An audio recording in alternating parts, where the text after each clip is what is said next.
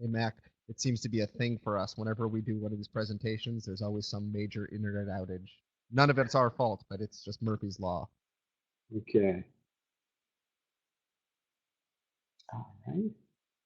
So I'm seeing that we've got Verna, Tenley, and Janet, as well as well as Tara and Shauna. I hope I'm pronouncing that right. And Megan and Larry. Yeah, that Murphy guy, he's everywhere.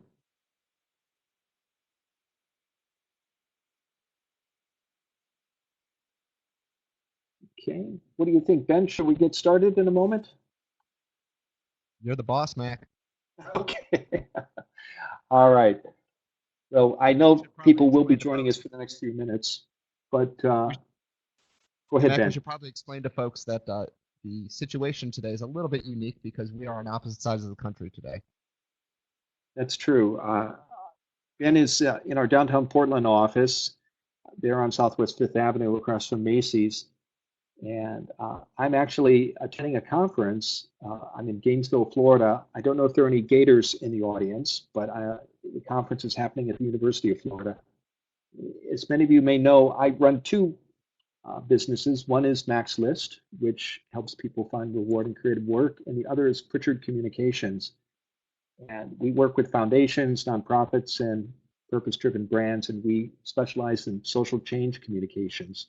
So I'm at a conference called Frank. It's named after Frank Carell, who was one of the founders of public interest communications in the United States. And I'm here with my colleague, Jenna Cerruti. So I'm doing this webinar from Florida. I know I'm going to get a lot of sympathy, maybe a little bit of grief, because it's in the 80s and sunny out there. But I'm actually in my hotel room, not on the sun deck. Yeah, thanks, Larry. I appreciate the sympathy. So we want to be respectful of your time, and we have an hour scheduled. Uh, Again, today we want to share with you tips that I've learned working with job seekers, but also from my own experience about how to make your job search faster and easier. And the goal here is to help you get that next job as quickly as possible. I'm going to talk about 7 shortcuts, 7 hacks that you can use to speed up your job search. If you joined us last week, you'll know that we talked about 4 common mistakes people make in their job search. I made them all, and I made them multiple times. And along the way, I finally figured out how to stop doing that. And with help from others, mastered these 7 shortcuts that I'm going to share with you today. So a presentation will take about 20, 25 minutes. If you've got questions, please ask them in the chat box on the left, and we want to leave plenty of time for your questions at the end of the session. And we'll also tell you about some other resources that we have here at MaxList. So here's today's agenda. I want to talk about the hidden job market, what it is, why it exists, and most importantly, how you can navigate it. And second, I want to share with you 7 job search shortcuts. Now, there's no, this will make your life easier, but there's still hard work involved in finding any job, particularly one that you can get excited about and that gives you meaning and purpose. And we're going to talk about how to make these things easier and faster, and then we're going to stop again for your questions. Let's get started.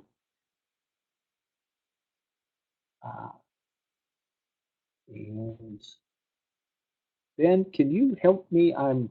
I apologize. The arrows are not working on the slides for me. I got your slides for you, Mac. Okay. Well, first, for the benefit of people who don't know about MaxList, we're an online community. We're based in Portland, Oregon. We serve people not only in the Pacific Northwest, but across the country. We have several newsletters that go out. I think our most popular one is the job newsletter that goes out on Tuesday. But we also have a podcast newsletter with show notes from every week's show on Wednesday, and a Thursday newsletter with information about our blog and other career advice and resources. At the heart of MaxList is a job board. There are several hundred job postings a month.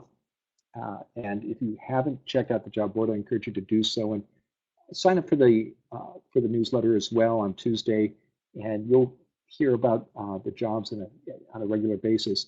If you can't wait till Tuesday, go to our website, and we also have a new Twitter feed where we push out that day's jobs every day.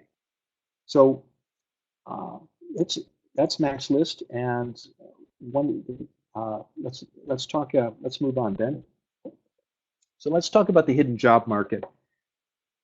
We're very proud of our job board at MaxList, and we're proud of the value that our employers who advertise with us and the job seekers who read it get from it, because you'll find jobs there that just aren't posted anywhere else.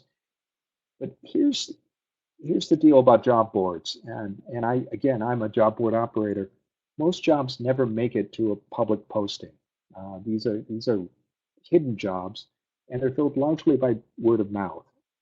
No one is certain, but there are estimates out there that as many as 60 or perhaps 80% of all jobs are filled through informal networks, and only 2 out of 10 jobs may make it into a public posting. Now, there's no conspiracy here. It's human nature. People turn to others, people they trust, or people who are recommended by those they trust when they're looking for candidates. And that's the hidden job market. And our challenge when we're looking for work is not only to understand it, but to figure out how to navigate it. And if you understand how a system works and what its rules are, then you can make that system and those rules work for you. So last week we talked about mistakes. This week we want to talk about positive things you can do. So, and again, to put these numbers into context, we're a very popular, successful job board, get about 400 listings a month. But in Oregon, according to the State Employment Department, as many as 80,000 online job postings are published in our state. Think about that for a moment. We're getting about 1/2 of 1%, and those are the posted jobs. The unposted jobs could number in hundreds of thousands. So you need to, if you're going to find those jobs and position yourself as a successful candidate, you've got to understand the hidden job market and how it works and how you can make it work for you. So here's job search hack number 1. You need to have a clear goal. Last week we talked about one of the mistakes, certainly again I've made, and I see others make. When I ask what someone is looking for, people often say, well, I'm keeping all my options open. And the problem with that is if you're open to everything, you're making it so hard for people to help you. Now, I know it's difficult if you have multiple interests to focus in on one goal.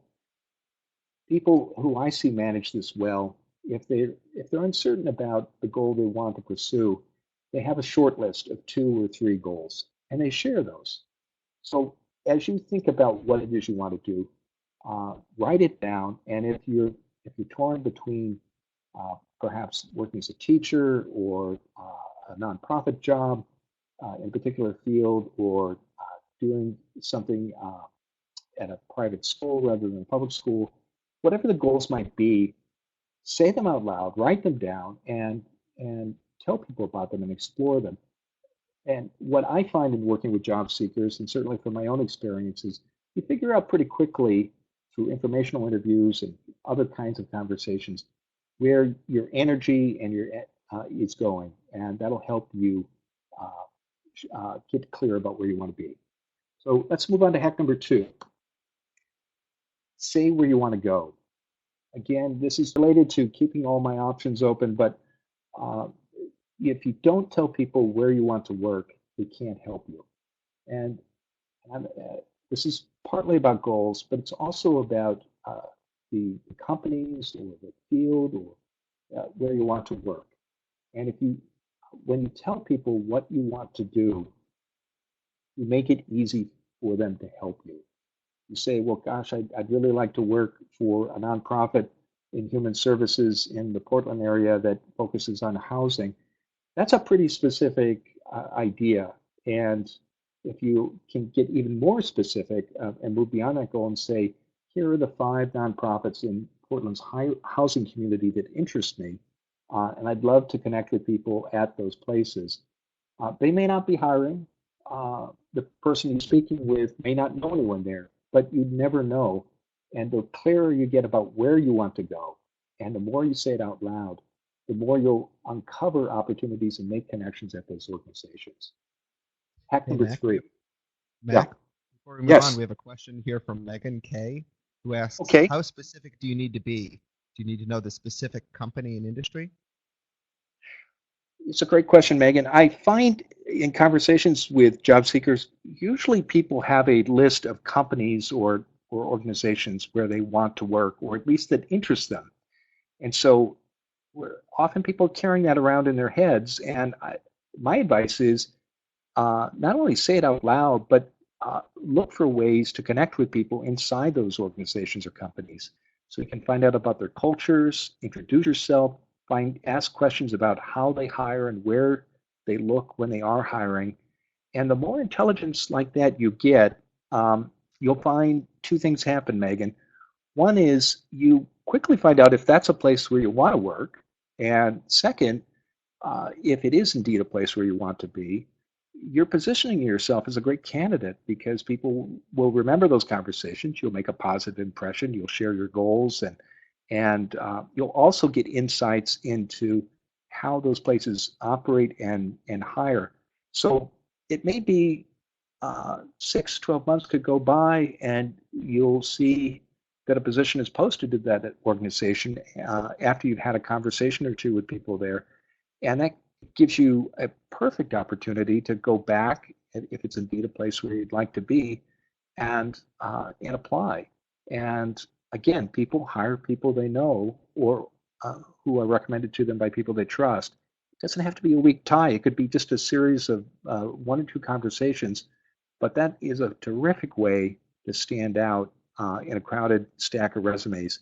And it begins, Megan, by being clear and specific about the companies that most interest you or the organizations where you'd like to be. Hack number 3, use and serve your network. We all have networks. You don't have to have gone to a fancy school to have a great network or have been in the workforce for 30 or 40 years. We're all members of organizations, faith communities, sports teams, hobby clubs. We've all gone to high school. Most of us have gone to college or maybe even graduate school. And if we're even earlier career, but particularly if we're mid-career or senior, we've worked with many, many people. Those are our professional and personal networks. And we need to tap those networks. And if you do that effectively and strategically, by being clear about what your goals are and how your network can help you, you'll be amazed at the results. But it's not just about taking. You've got to give, and you've got to be generous. You need to make time to talk to people in informational interviews, to volunteer for committees or professional groups in your industry, and give as well as ask people for help.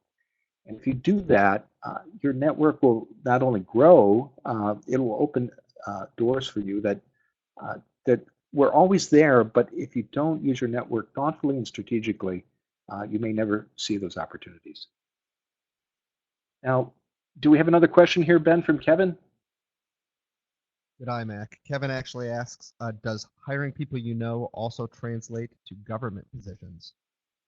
It does, Kevin. And I speak from personal experience here. I had a long career in state government in Oregon and Massachusetts. I happen to be 58, and I do run my own business now, but I worked at Portland City Hall for 2 years and then in Oregon state government for 7 years. And before that, in Massachusetts state government.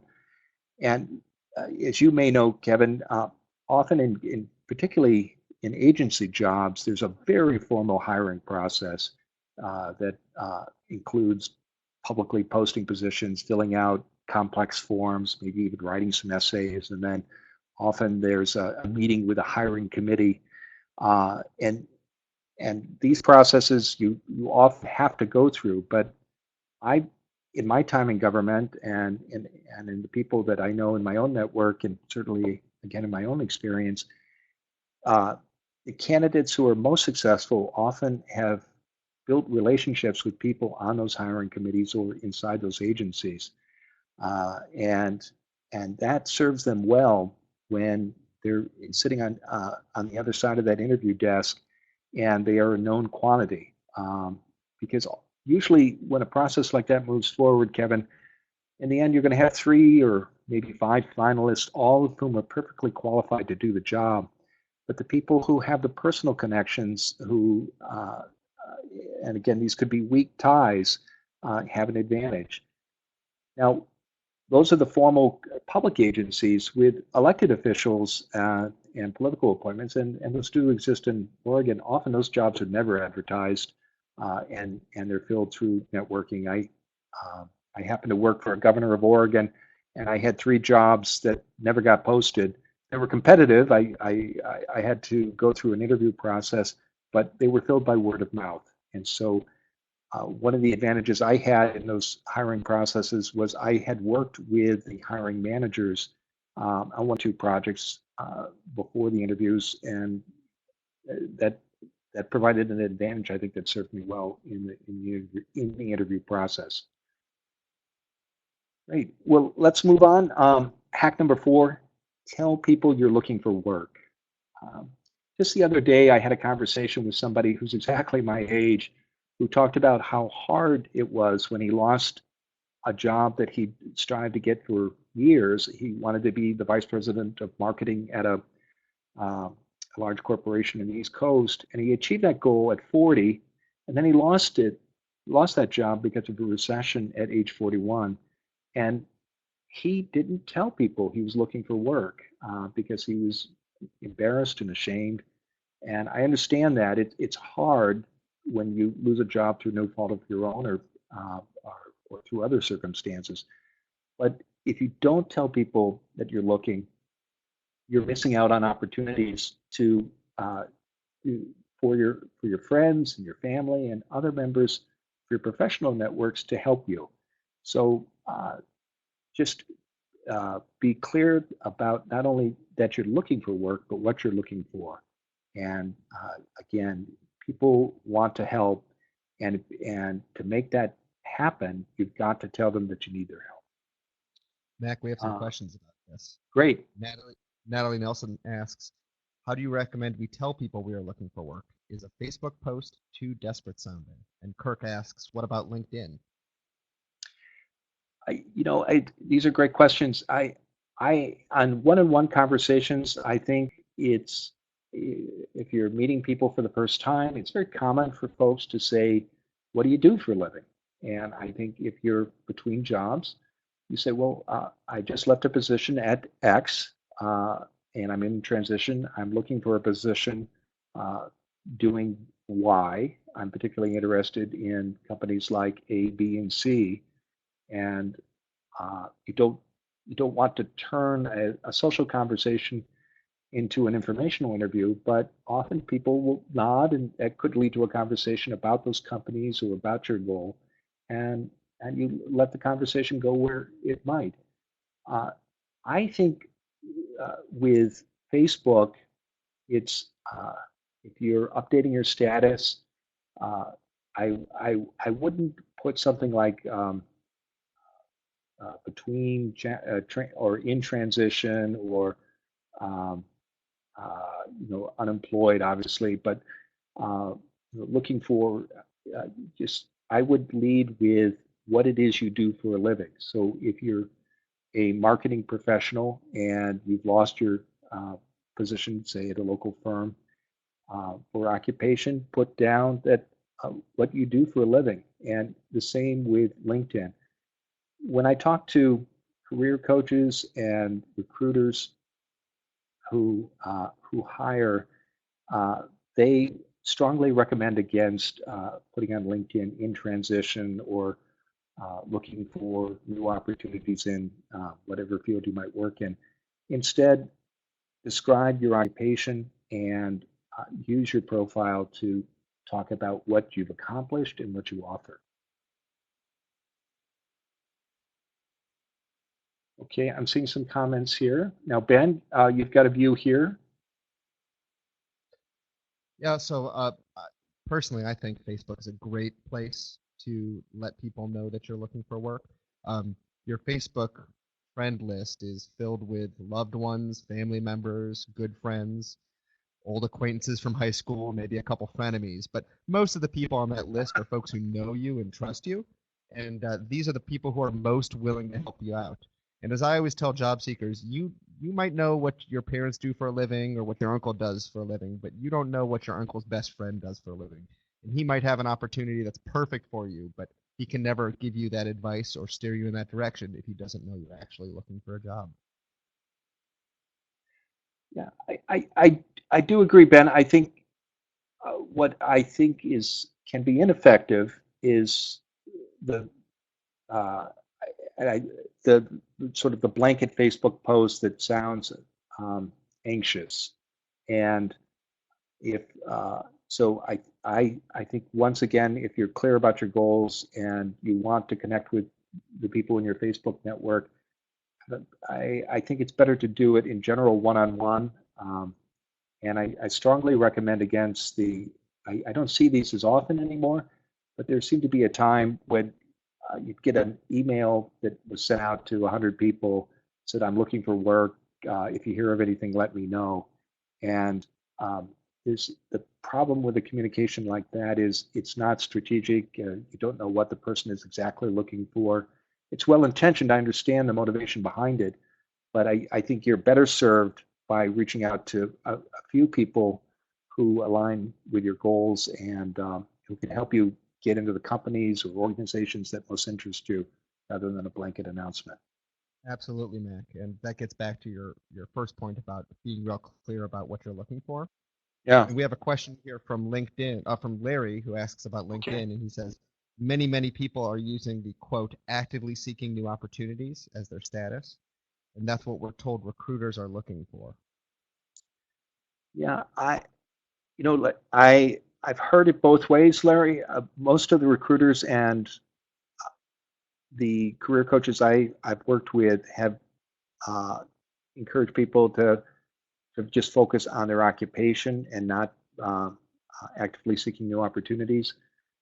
Again, I think another way you see people manage this, Larry, is if they have a, a professional occupation, they may set themselves up as a consultant and take on a few projects during a transition. And I think that's another way to handle it too. Okay. Uh, and we have a question from Pam. Let Yeah, about Pam's posting question resumes. is, what are your thoughts on posting a resume on job boards like Glassdoor, Monster, ExecuSearch, etc.? I think, Pam, you're better served by putting your energy into setting up conversations and meetings at the companies and uh, where you want to work or with leaders in the field that you want to explore or who can introduce you to hiring managers at the places where you want to be employed. Uh, the challenge with posting a resume on one of the big national boards and they're fine organizations, don't misunderstand me, is there are just it's such a crowded space and you're it can be time consuming to do that and uh, it's the return on investment uh, can just be so minimal. Sometimes people get lucky, but I think you would be better served by investing your time and energy in strategic conversations and again, if you're not clear about the goals you want to pursue, figuring those out. And it's I think, a good instance where less is really more.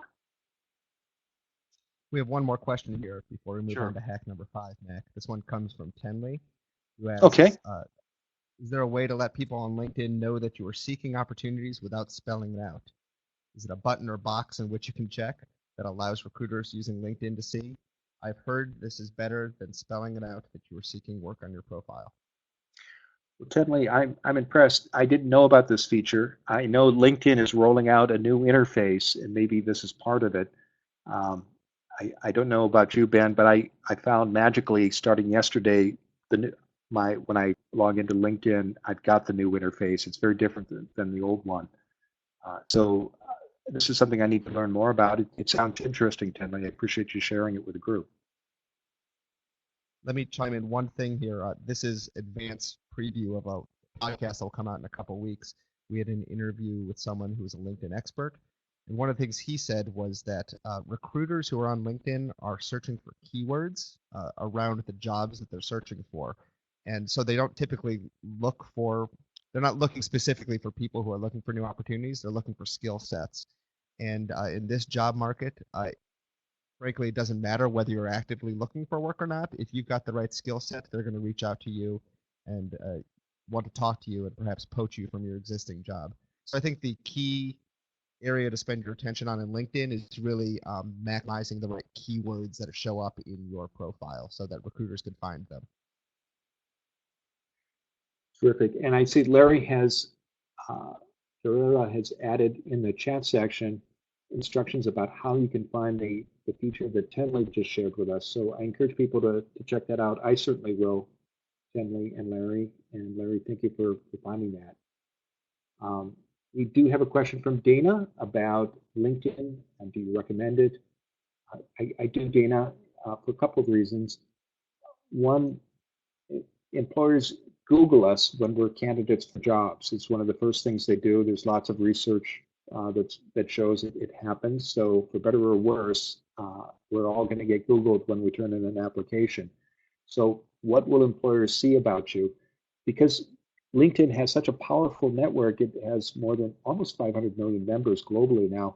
It typically pops up in the second or third reference on an organic Google search.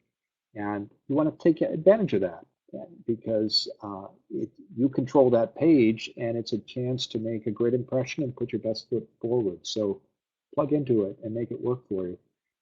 Another reason to do it is recruiters and employers will check on LinkedIn, and it's becoming rather uncommon not to have a LinkedIn page. So you want to stand out in a search process, and you don't want to be the person who, by not having a page, unintentionally you might create the impression that you're just not up to date with technology.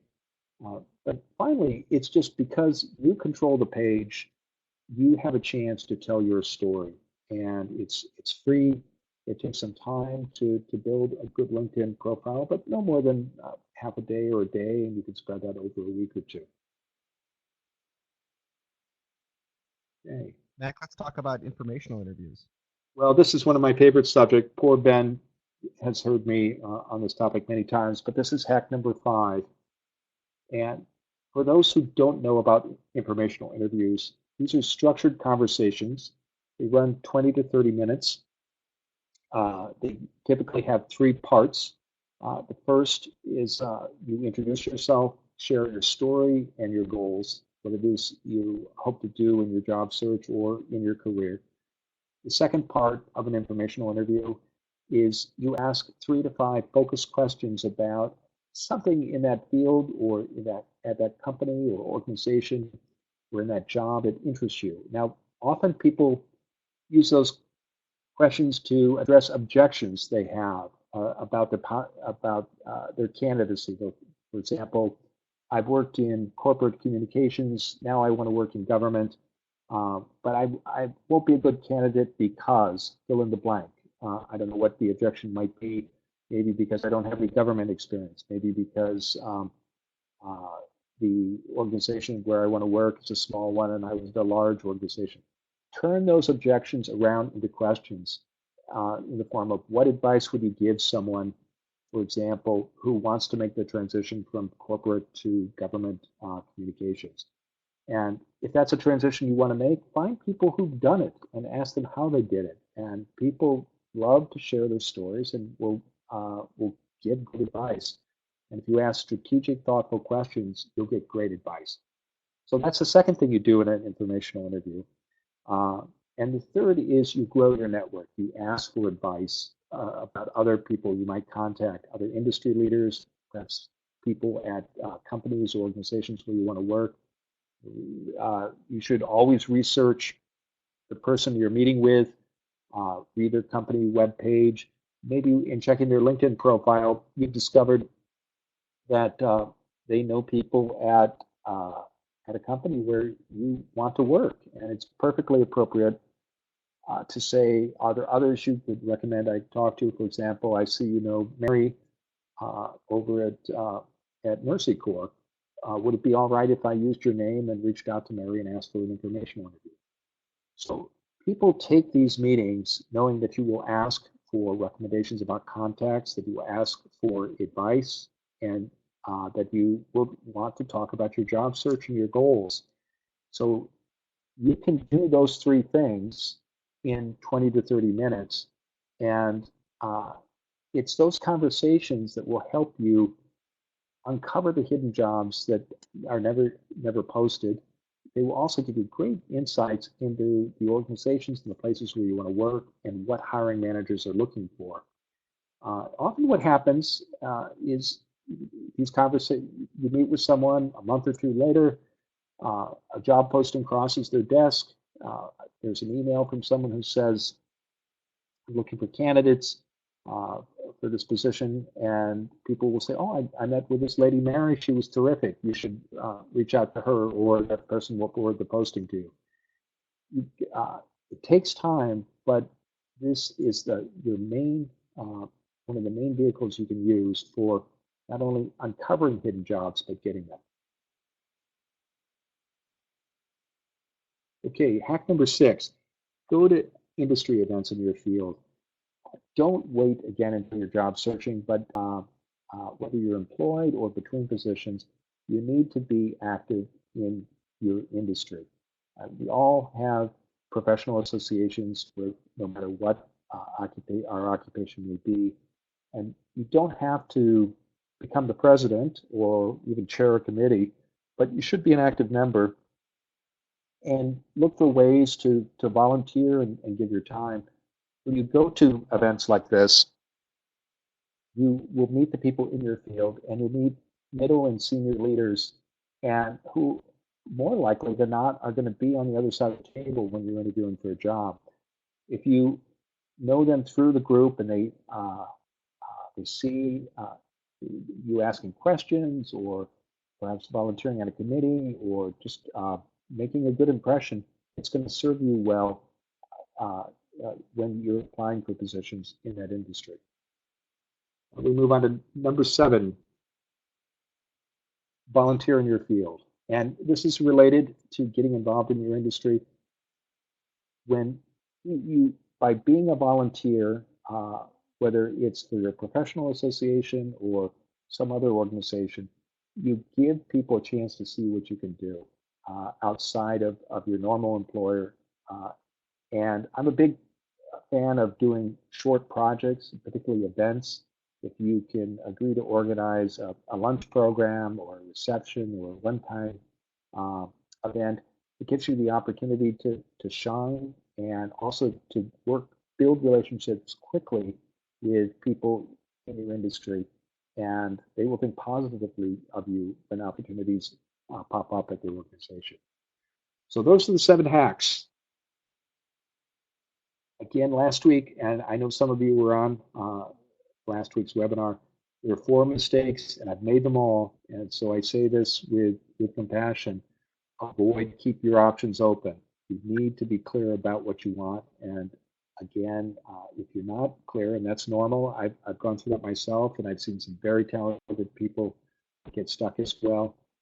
Identify the 2 or 3 goals that most interest you and begin to explore them. Mistake number 2 that we talked about, applying everywhere for every job you find. Yes, you could probably do almost any job with enough effort, but if it's not something you love or it doesn't play to your strengths, it's going to take a lot of energy, and you're just probably not going to perform well. But more importantly, you're not going to be a strong candidate if it's clear in the interview that this is not something that you want to do. Now, sometimes you have to take paycheck jobs. Again, I've done more than my share of those, and when you take them, do the work and show up and work hard. But be clear. But it's when you're applying for jobs, apply for positions that match your goals and where you want to be. Don't spend all day looking at job boards. Please come to MaxList. There are other great Portland job boards. I know a lot of our listeners are in Oregon. There are 40,000 niche job boards across the U.S., and you should probably spend 20 to 30% of your time looking at those postings. But again, if up to 80% of all jobs are never advertised, you're missing out on as many as 8 out of 10 jobs if you're not volunteering, networking, and getting out of the community and talking to people about your search. And don't wait to be picked. Sometimes when you do informational interviews and you have conversations with leaders in your field, you'll have opportunities. You'll discover not only jobs that aren't posted, but you have opportunities to maybe even create a job. Sometimes your dream job will pop up on a job board, and if so, chase it, pursue it. But don't wait until you lose a job or think about what you want to do next. Seeing a lot of questions. We have a couple questions here, but I thought maybe since we're 1 or 2 slides away from the end here, why don't we just hold on those questions? We'll get back to them in about 2 minutes, and you can finish up the formal presentation. Great. So here's a typical job search, and people look for positions online. They apply cold. They don't know anyone at the company.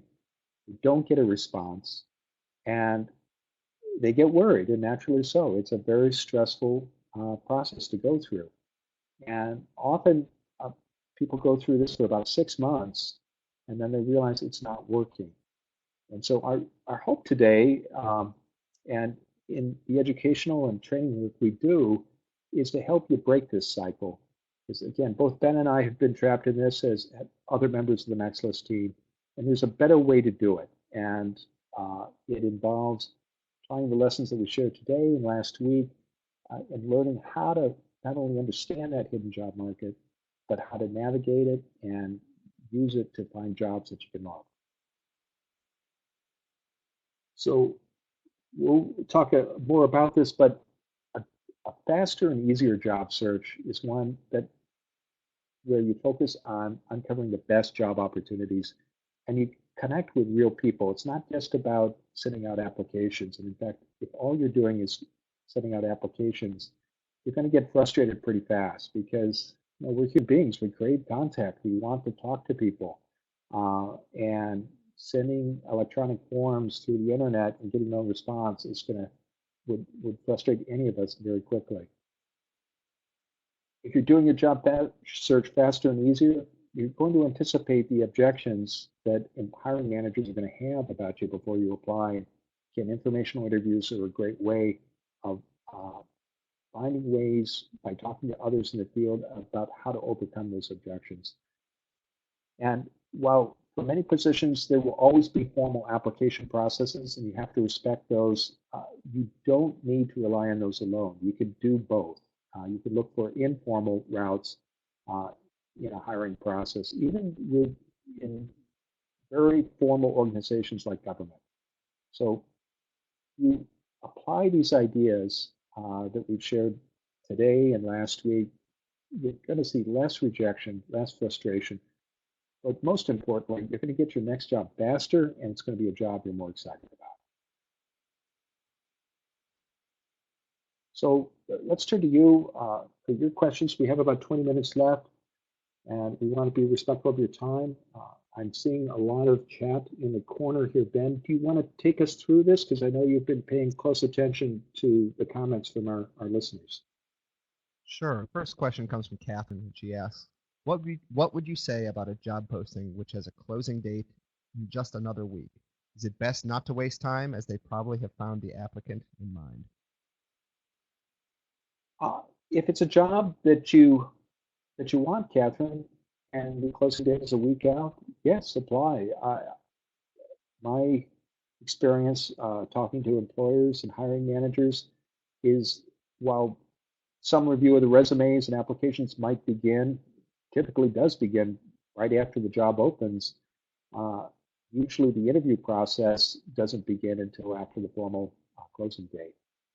After you apply, I would recommend that you go into your networks, use your LinkedIn search functions, find people either you know at that employer or people who know people there, and set up conversations for them where you specifically asked. I saw that the Acme Corporation had a position for a special projects manager.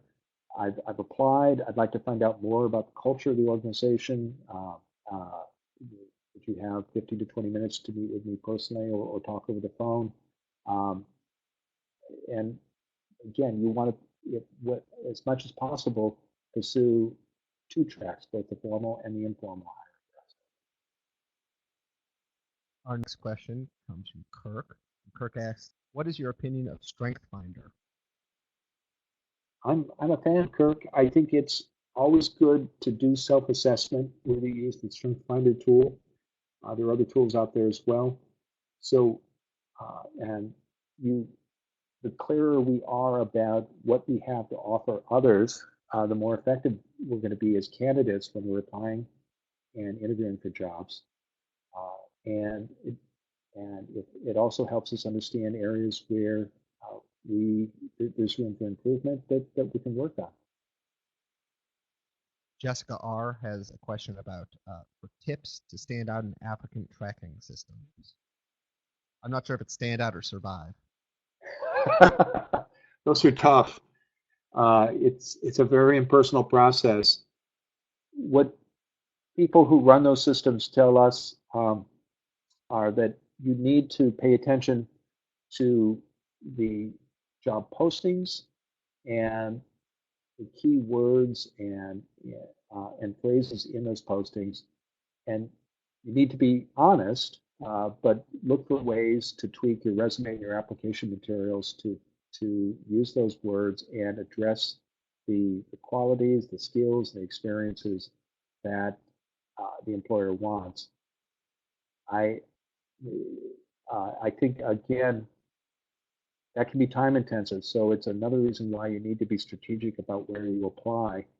And you shouldn't, people who dash off applications just don't have the success that people who spend 30, 40 minutes tweaking a cover letter and tweaking a resume for a position have. And investing that extra time pays off because it does help you stand out, whether you're filling out a form that's going to be screened by a computer or a cover letter and a resume that's going to be read by a person.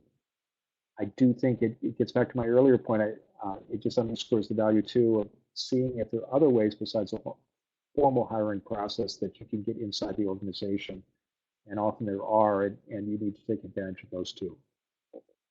Mac, I mentioned this resource in the last webinar, but there's a website called jobscan.co, and it's a mostly free service. You can pay for an upgrade if you want. But essentially what it does is you plug in a job description and you put in your resume, and it tells you how similar they are in terms of keywords. And it's a good tool to see if you're using the right kind of keywords for any kind of application that you're submitting through an applicant tracking system. Yeah, I remember you bringing that up on a previous podcast, but I'm glad you mentioned that again. So the next question, I'm going to actually combine two different people's questions. Tenley asks, what do we think about networking events? And Ryan follows that up with, what is the best networking event we've attended?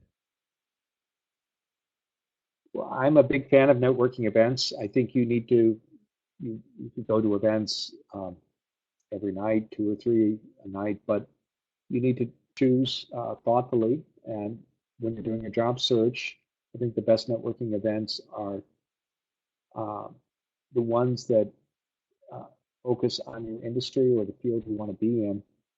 I wouldn't stop going to events that you just have fun at, because again, you never know where you're going to meet someone or where people will turn up. So whatever it is you enjoy doing for fun, whether it's wine tours or theater or sports or volunteering for Friends of Trees, just getting out and connecting with other people is is so powerful because you're plugging into your personal and professional networks and you're doing things you enjoy, and that enthusiasm and energy you have is going to come across and serve you well. The best networking event in Portland, gosh, it really depends on your interests. Uh, you know, I think find the, the association or group in your industry and ask people for advice. And I think a name or two will rise to the top of the list. You go not only to learn to events like that, but to have fun as well. And also, you need to be generous. It's not just about us when we're looking for work. We need to listen and not only learn but offer to help others. I hear those MaxList events are pretty good too, Mac. Yeah, well, we do have one coming up in March. We do them 8 times a year, and if you're interested, please check out the events tab. But there are so many good organizations out there. If you're interested in the environmental community, there's Portland Green Drinks. Though there are a couple of other job boards in Portland that do great events. PDX Pipeline, PDX Mindshare, both fine job boards, fine organizations. Uh, and every profession has 2 or 3 groups that will do lunch programs, after work receptions, or even annual conferences. Ben, help me with the acronym. It's the Young Professionals Network of Portland. I know YNPN. yes, I know you've been to their events and have an experience too. So our next question here comes from Kim, and she says, I'm interested in finding out more about transitioning to different fields when most jobs that seem to be available are for upper management. Besides networking and info interviews, are there any other ways to break into these fields? I often volunteering, perhaps service on a board in that field, is a way of making contacts and learning about the industry. So I would think about volunteering. I think the key, if you do informational interviews, is find people who've done it and ask around.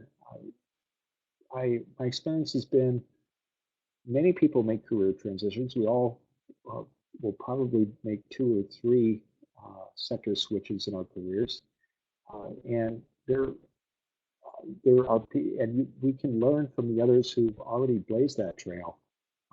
That was I certainly, when I talk to job seekers, they tell me that's very helpful to them to go out and find somebody who's already done it, ask them how they did it, what objections they had to overcome, how they were able to present themselves as an attractive candidate in spite of their relative lack of experience in that field.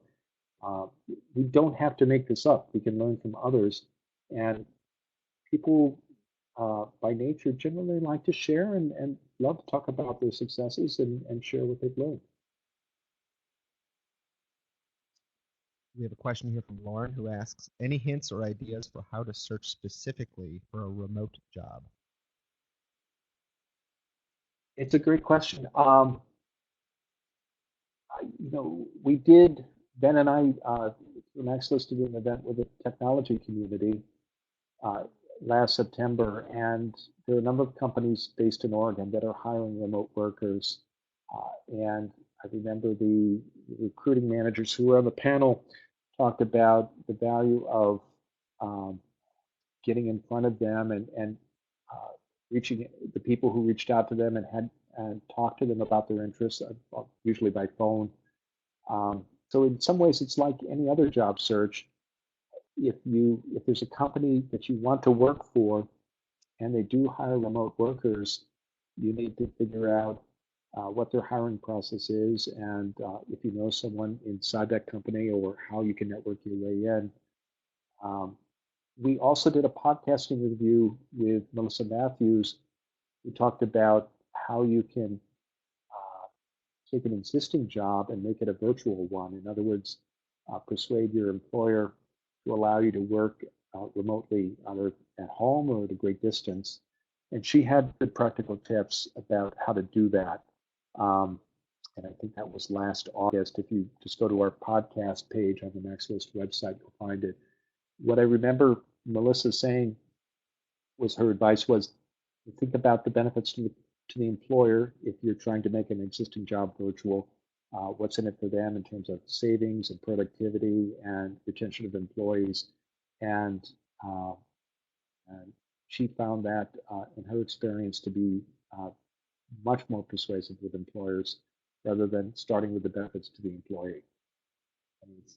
I know it's human nature 101. So Father Time stops for no man, including Mac Prichard here. We've got a couple more questions. We're going to go into speed round here. All right.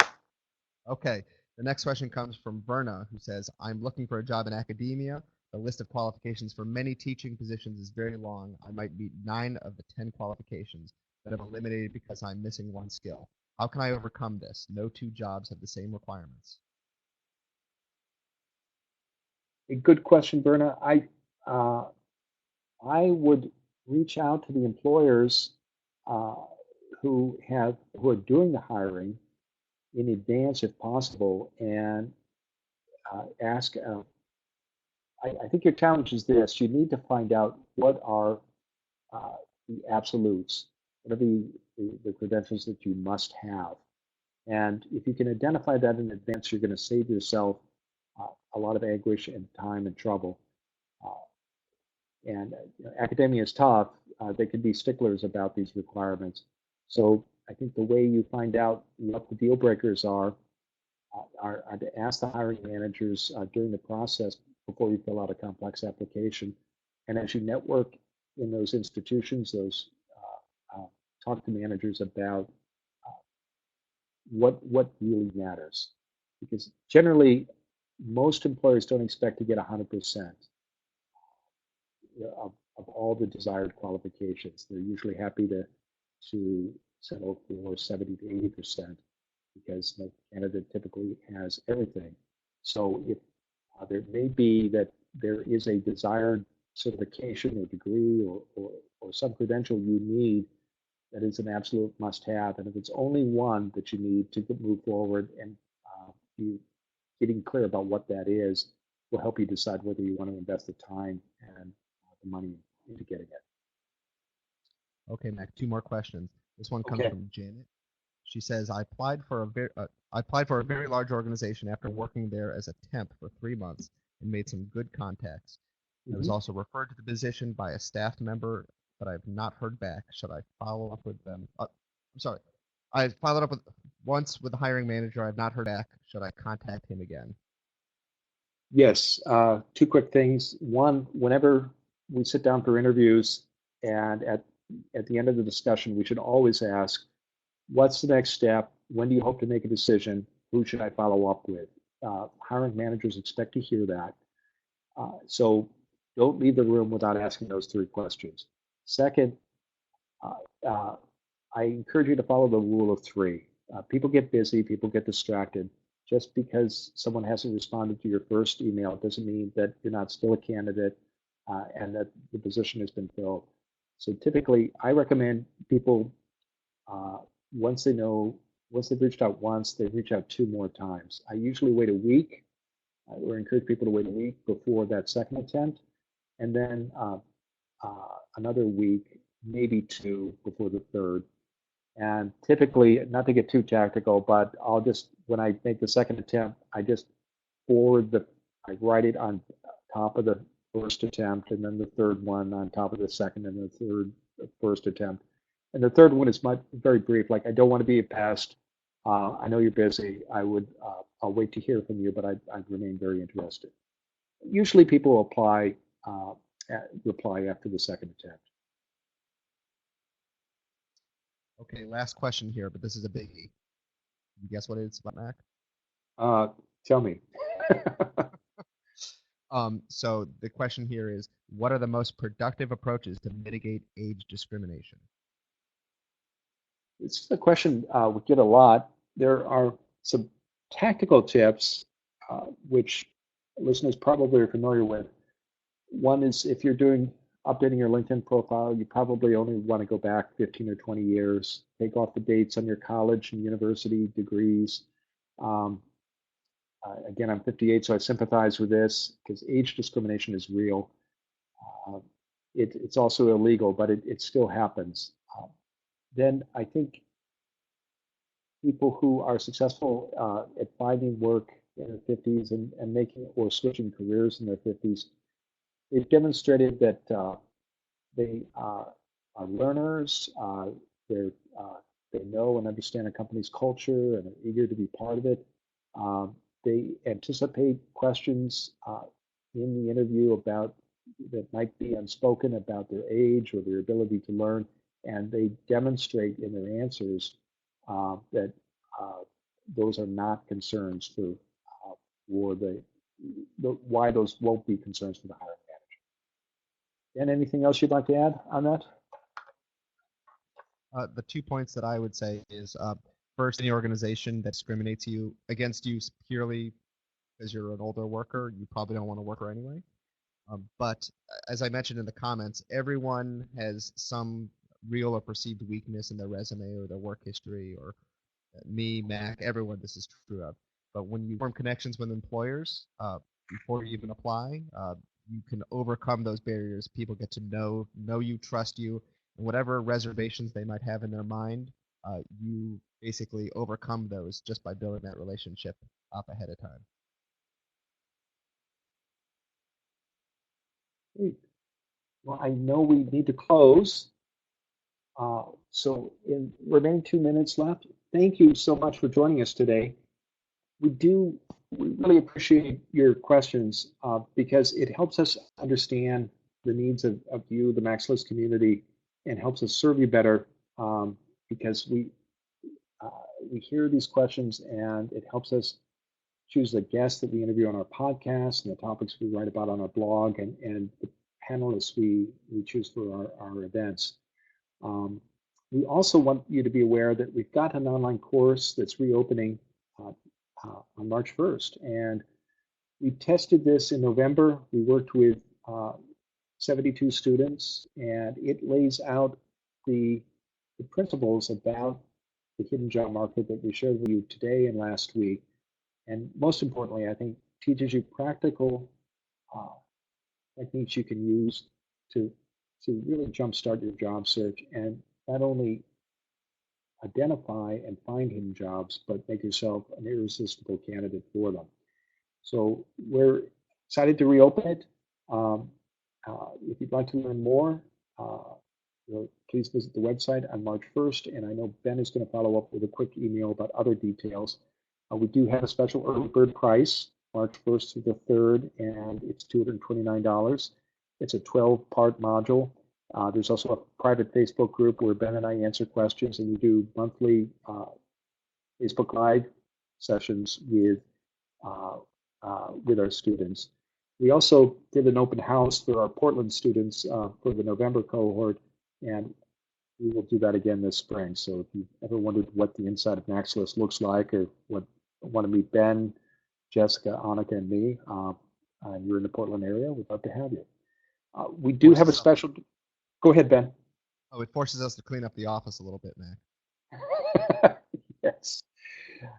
So we do have a special discount code for people on this and last week's webinar, $25 off, and that means that the net cost to you, which would be about $205. So we hope that we'll see you on the inside of the course. But even if you don't join us, please let's keep the conversation going because we learn so much from listening to you. And Ben will post this presentation as well as the slides on our blog. Just go to maxlist.org/blog. And if you have further questions, put them in the comments section and we'll respond. So I know it's 1 minute after, and we want to let you go. Anything else you'd like to add, Ben? Just thanks for everyone who joined us today. Great. Well, thank you all, and we look forward to continuing the conversation. Take care.